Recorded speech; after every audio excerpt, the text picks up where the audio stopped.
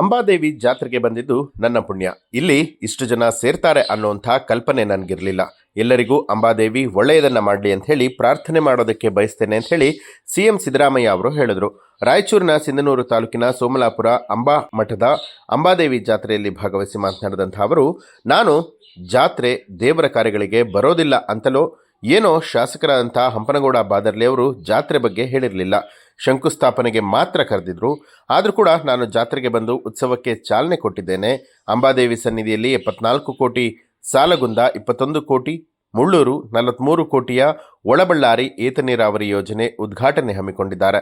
ಸಿಂಧನೂರು ಮಾತ್ರವಲ್ಲ, ರಾಜ್ಯದ ಎಲ್ಲ ನೀರಾವರಿ ಯೋಜನೆ ಚುರುಕು ಮಾಡ್ತಾ ಇದ್ದೇವೆ. ಕೃಷ್ಣಾ ಮೇಲ್ದಂಡೆ 3ನೇ ಹಂತದ ಬಗ್ಗೆ ಕೇಂದ್ರ ಸರ್ಕಾರ ಇನ್ನೂ ಕೂಡ ಗೆಜೆಟ್ ನೋಟಿಫಿಕೇಶನ್ ಮಾಡಿಲ್ಲ. ಕೇಂದ್ರ ಸರ್ಕಾರವನ್ನು ಎಚ್ಚರಿಸುವಂತಹ ಕೆಲಸ ಮಾಡ್ತಿದ್ದೇವೆ ಅಂತ ಹೇಳಿ ಸಿಎಂ ಸಿದ್ದರಾಮಯ್ಯ ಅವರು ಹೇಳಿದರು.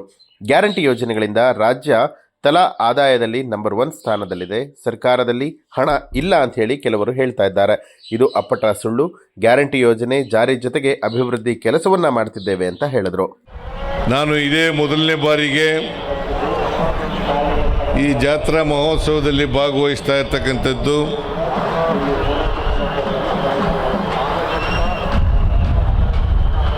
ಅಂಬಾದೇವಿಯ ದರ್ಶನವನ್ನು ಕೂಡ ಪಡೆದಿದ್ದೇನೆ. ಅದು ನನ್ನ ಪುಣ್ಯ ಅಂತೇಳಿ ನಾನು ಭಾವಿಸ್ಕೊಂಡಿದ್ದೇನೆ.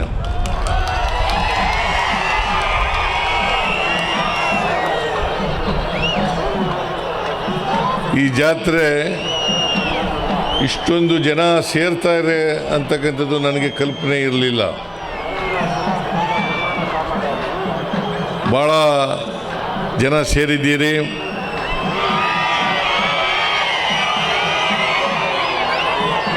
ನಿಮ್ಮೆಲ್ಲರಿಗೂ ಕೂಡ ಅಂಬಾದೇವಿಯು ಒಳ್ಳೆಯದನ್ನು ಮಾಡಲಿ ಅಂತೇಳಿ ಈ ಸಂದರ್ಭದಲ್ಲಿ ನಾನು ಕೂಡ ಪ್ರಾರ್ಥನೆಯನ್ನು ಮಾಡಲಿಕ್ಕೆ ಬಯಸ್ತಾ ಇದ್ದೇನೆ.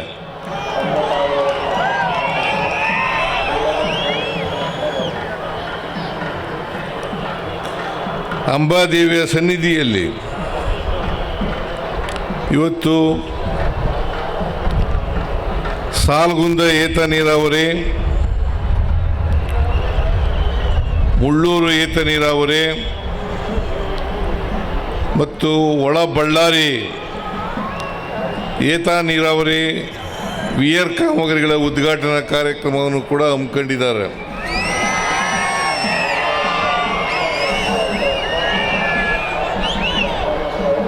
ಹಂಪನಗೌಡ ಬಾದರ್ಲಿಯವರು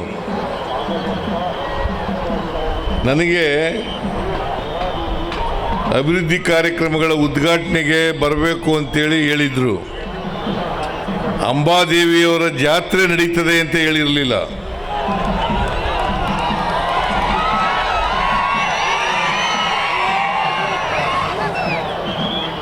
ಬಸನಗೌಡ ಅಲ್ಲ, ಹಂಪನಗೌಡ ಬಾದರ್ಲಿಯವರು ಭಾಳ ಬುದ್ಧಿವಂತರು.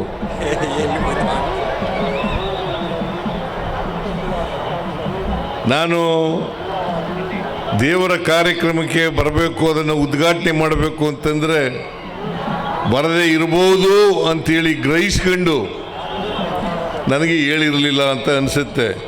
ಇಲ್ಲಿ ಬಂದ ಮೇಲೆ ಗೊತ್ತಾಯಿತು ಅಂಬಾದೇವಿಯವರ ಜಾತ್ರೆ ಇದೆ, ಆ ಜಾತ್ರೆನೂ ಉದ್ಘಾಟನೆ ಮಾಡಬೇಕು, ಅದರ ಜೊತೆಗೆ ಅಭಿವೃದ್ಧಿ ಕಾರ್ಯಕ್ರಮಗಳಿಗೆ ಶಂಕುಸ್ಥಾಪನೆಯನ್ನು ಕೂಡ ಮಾಡಬೇಕು ಅಂತಕ್ಕಂಥದ್ದು ಗೊತ್ತಾಯಿತು. ನಾನು ಭಾಳ ಸಂತೋಷದಿಂದ